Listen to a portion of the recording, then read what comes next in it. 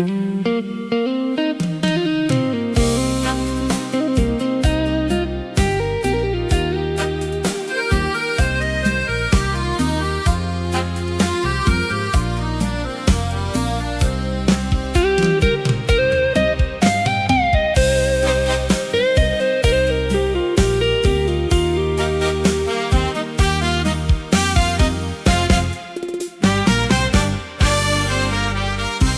លបងក៏មានឈ្មោះថាដាវីមានក្តីអំណរក្នុងចិត្តយ៉ាងខ្លាំងត្បិតព្រះសង្គ្រោះបានប្រោសរូបខ្ញុំឲ្យបានដូចបំណង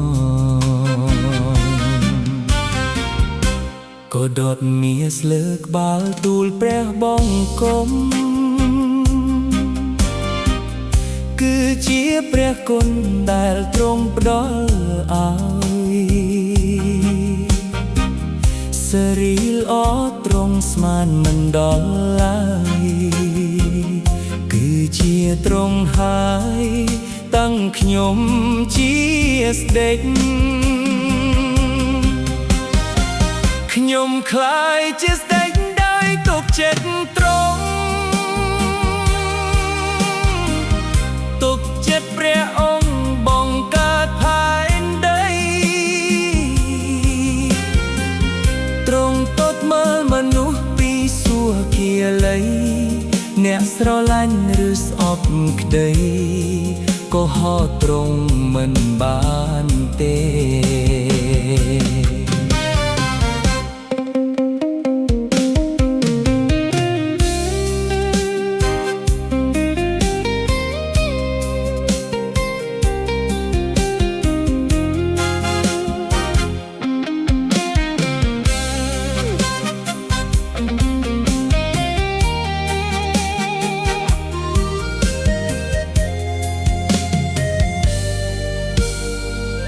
ទូលព្រះបង្គំនឹងច្រៀងសរសើ